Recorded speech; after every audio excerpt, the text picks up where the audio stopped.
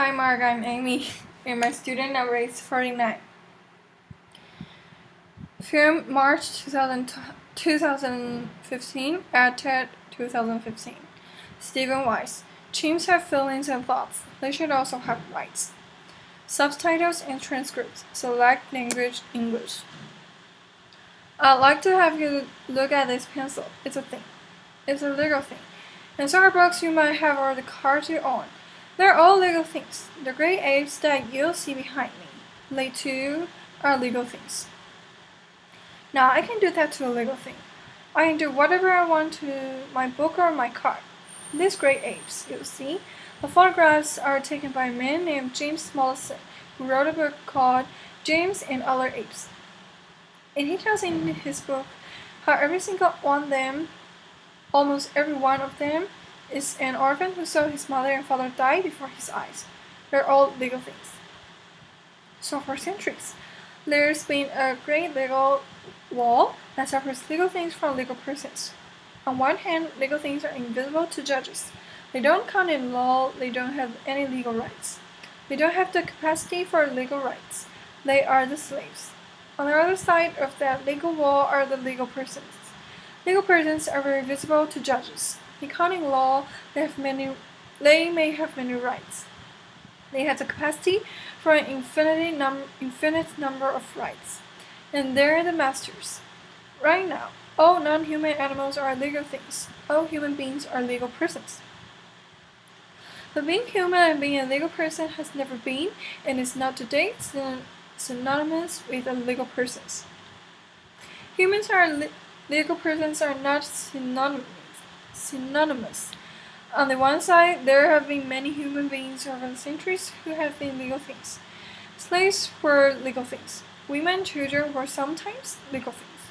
Indeed, a great deal of civil rights struggle over the last centuries has been to punch a hole through that wall and begin to fit these human beings through the wall and have them become legal persons.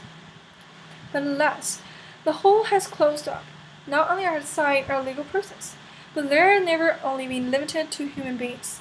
There are, for example, there are many legal persons who are not even alive. In the United States, we are aware of the fact that corporations are legal persons.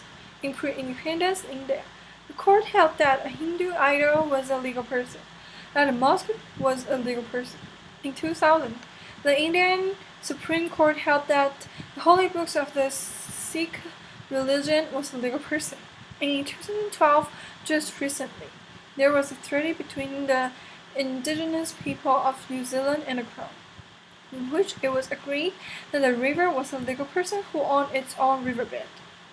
Now I read Peter Singer's book in 1980, when I had a full head of lush brown hair, and indeed I was moved by it, because I had become a lawyer because I wanted to speak for the voiceless, defend the defenseless, and I'd never realized how voiceless and defenseless the trillions billions of non-human animals are.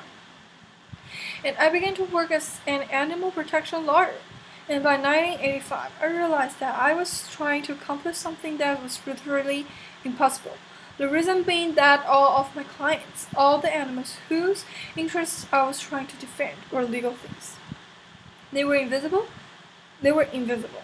It was not going to work, so I decided that the only thing that was going to work was they had, and the sum of them had to also be moved through a hole that we could open up again in that wall and begin fitting the appropriate non-human animals through that hole onto the other side of being legal persons. Now, at that time, there was very little known about or spoken about truly animal rights, about the idea of having legal personhood or legal rights for a non-human animal. And I knew it was going to take a long time, and so in 1985, I figured that it would take about 30 years before we'd be able to even begin a strategy litigation, long-term campaign, in order to be able to punch another hole through that wall. It turned out that I was pessimistic, that it only took 28. So what we had to do in order to begin was not only to write law review articles and teach classes, write books. But we had to then begin to get down to the nuts and bolts of how you legislate that kind of case. So one of the first things we needed to do was figure out what a cause of action was, a legal cause of action. And a legal cause of action is a vehicle that lawyers use to put their arguments in front of courts. It turns out there is a very little interesting case that had occurred almost 250 years ago in London called Somerset v. Stewart, whereby a black slave had used the legal system and had moved from a legal thing to a legal person. I was so interested in it and that I eventually wrote an entire book about it. James Somerset was an 8-year-old boy when he was kidnapped from West Africa. He survived the Middle Passage and he was sold to a Scottish businessman named Charles Stewart in Virginia. Now, 20 years later, Stewart brought James Somerset to London, and after he got there, James decided he was going to escape. And so one of the first things he did was to get himself baptized, because he wanted to get a set of godparents, because to an 18th century slave, they knew that one of the major responsibilities of godfather was to help you escape. And so in the fall of 1771, James Somerset had a confrontation with Charles Stewart. We don't know exactly what happened, but then James dropped out of sight.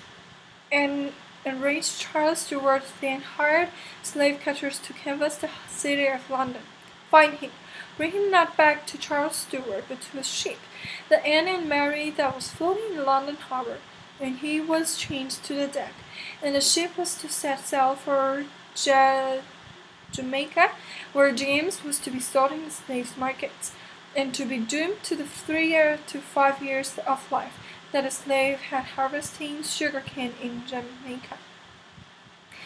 Well, now James' godparents went into action.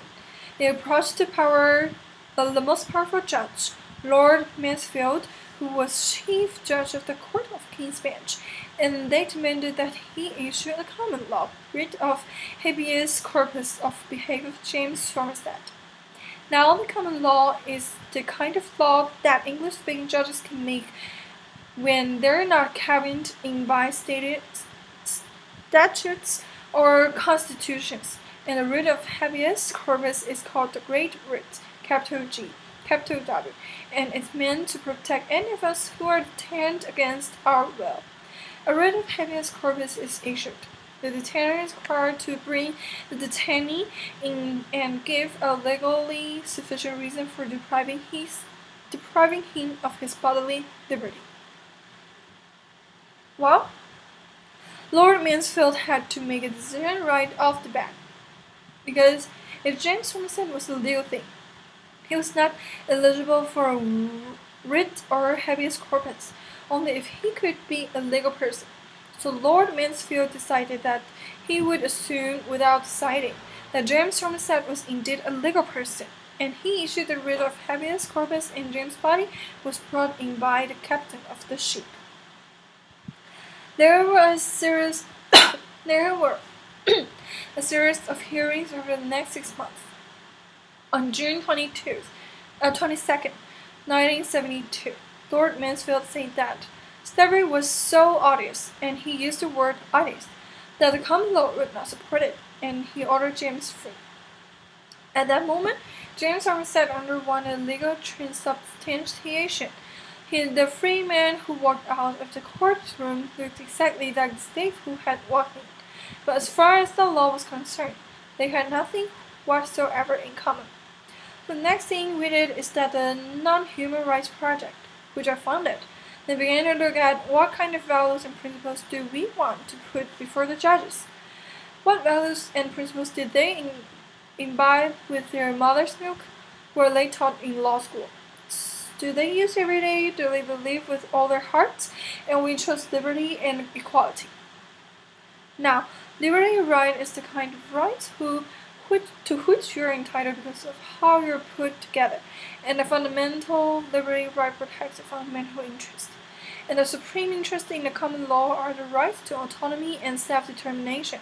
So they are so powerful that in a common law country, if you go to a hospital and you refuse life-saving medical treatment, a judge will not order it forced upon you, because they will respect your self-determination and your autonomy. Now, an equally right is the kind of right to which you're entitled because you resemble someone else in a relevant way, and there's the relevant way. So if you're that, then because they have the right, you're like them. You're entitled to the right. Now, courts and legislatures draw lines all the time. Some are included, some are excluded. But you have to. At a bare minimum, you must. The line has to be a reasonable means to a legitimate end. The Non-Human Rights Project argues that drawing a line in order to enslave an autonomous and self-determined being like you're seeing behind me, then that's a violation of equality. We then searched through 80 jurisdictions. It took us 7 years to find the jurisdiction where we wanted to begin filling our first suit. We chose the state of New York. Then we decided upon who our plaintiffs are going to be. We decided upon chimpanzees, not just because Jane Goodall was on our board of directors, but because they, Jane, and others have studied chimpanzees intensively for decades. We know the extraordinary cognitive capabilities that they have, and they also resemble the kind that human beings have. And so we chose chimpanzees, and we began to then canvass the world to find the experts in chimpanzee cognition. We found them in Japan, Sweden, Germany, Scotland, England, and the United States. And amongst them, they wrote 100 pages of affidavits in which they set out more than 40 ways in which their complex cognitive capability, either individually or together, all added up to an autonomy and the self-determination. Now, this included, for example, that they were conscious, but they are also conscious that they are conscious. They know they have a mind. They know that others have minds. They know they're individuals and that they can live. They understand that they lived yesterday and they will live tomorrow. They engage in mental time travel. They resemble what happened yesterday. They can anticipate tomorrow, which is why it's so terrible to imprison a chimpanzee, especially law. It's the thing that we do to our worst criminals, and we do that to chimpanzees without even thinking about it. They have some kind of moral capacity. When they play economy games with human beings, they'll spontaneously make fair offers, even when they are not required to do so. They are numerate. They understand numbers. They can do some simple math. They can engage in language or to stay out of the language words. They're involved in intentional and referential communication in which they pay attention to the attitudes of those with whom they are speaking. They have culture. They have a material culture, a social culture. They have a symbolic culture. Scientists in the Thai forest in the Ivory Coast found chimpanzees who were using these rocks to smash open in the incredibly hard holes of nuts. It takes a long time to learn how to do that, and they excavated the area and they found that this material culture, this way of doing it, these rocks, had passed down for at least 4,300 years through 225 chimpanzee generations. So now, we needed to find out our chimpanzee. First we found 2 of them in the state of New York. Both of them would die before we could even get our suits filled. Then we found Tommy. Tommy is a chimpanzee. You see him behind me.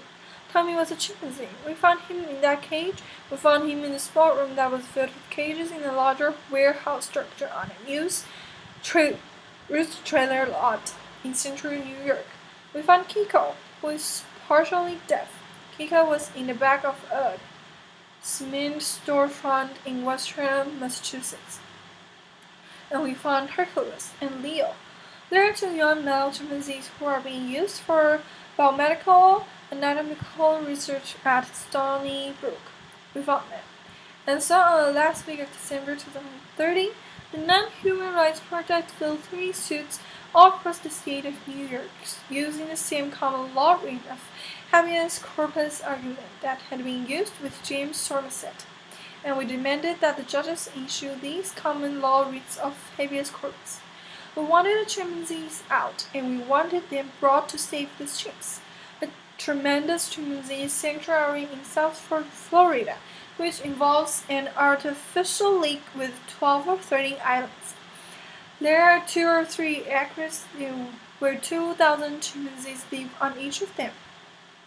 And these chimpanzees would then live the life of a chimpanzee, with other chimpanzees in an environment that was as close to Africa as possible. Now, all these cases are still going on. We had not yet run into our Lord Mansfield. We shall. This is a long-term strategy litigation campaign. We shall. And to quote Winston Churchill, the way we view our cases is that they are not the end. They are not even the beginning of the end, but they are perhaps the end of the beginning. Thank you. Applause.